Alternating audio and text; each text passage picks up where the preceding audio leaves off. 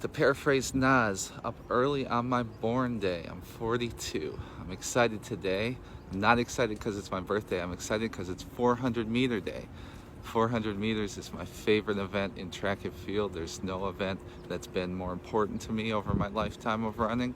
The first race I ever won was the 400 meters.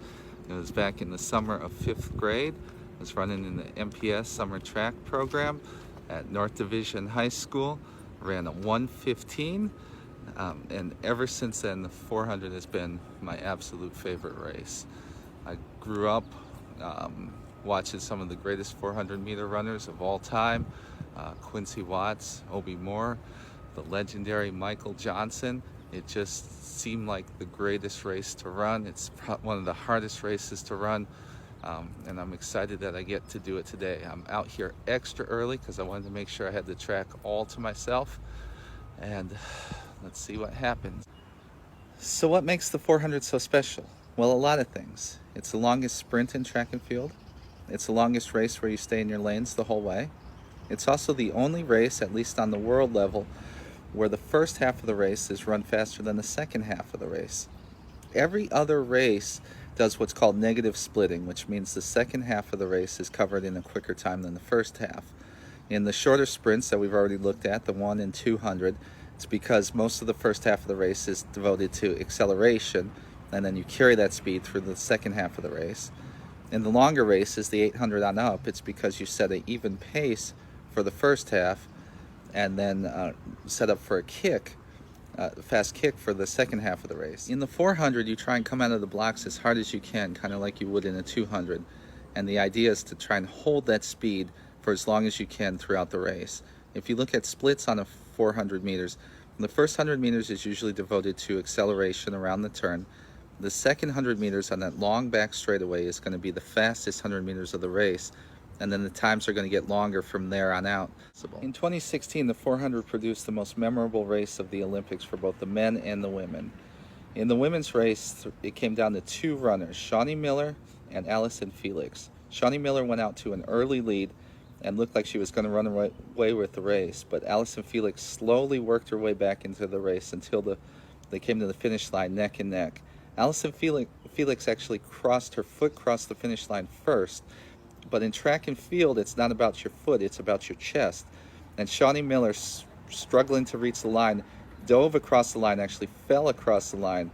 Her chest crossed the line first, and she won the race in a time of 49.44 seconds, 0.06 of a second faster than Allison Felix. In the men's race, Wade van Niekerk put together one of the best runs in Olympic history. In the men's race, Wade van Niekerk put together one of the greatest runs in Olympic history. He was starting at a lane 8. No one's ever won a gold medal at a lane 8 in the Olympics in the 400 meters. Because you're so far ahead of the rest of the runners, it's really hard to pace yourself and have an idea how fast you're moving.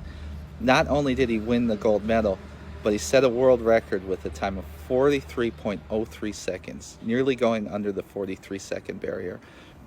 43-second barrier in the 400 is one of those magical marks in track and field. It's kind of like the 4-minute mile or the 2-hour marathon.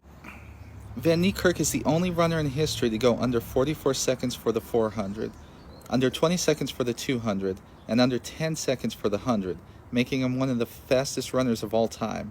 Unfortunately, shortly after the 2016 Olympics, he injured his knee in a charity rugby event and hasn't run competitively since.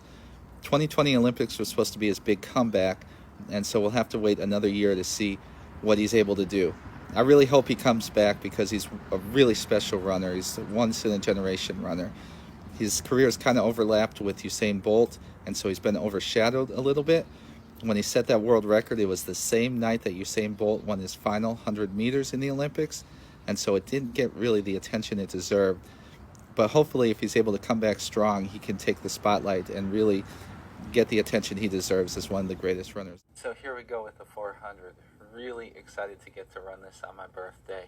It's been one of my favorite races for a long time.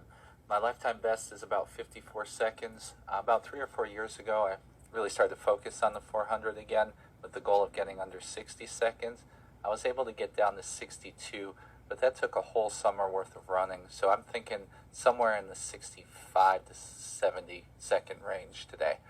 So here, this first curve, focus is really get out hard, get the speed up. You want to run this like you would an open 200. Coming around the turn hard, that first 100 meters in about 13.8 seconds. That's a nice, good pace. Just a little bit slower than I ran the open 100. Here we come into the second turn. This should be the fastest straightaway. That's 13.2 for that long straightaway. When Van Niekerk set the world record, he ran that straightaway in 9.9 seconds, which is mind-boggling when you consider that Usain Bolt won the 100 meters in 9.8 seconds. So he kept pace, just about kept pace with Bolt, and still had half his race to finish. It's just unbelievable. That last turn really dropped off the pace at 22 seconds. That's going to kill my chances to get under 60. I was on pace for under 60. Then you can see my form really suffering here. This is really starting to hurt, just focusing on trying to get up to that line in 1:08.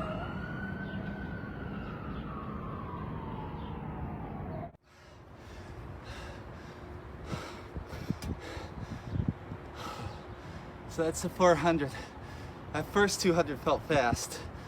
In fact, the first 250 felt really fast.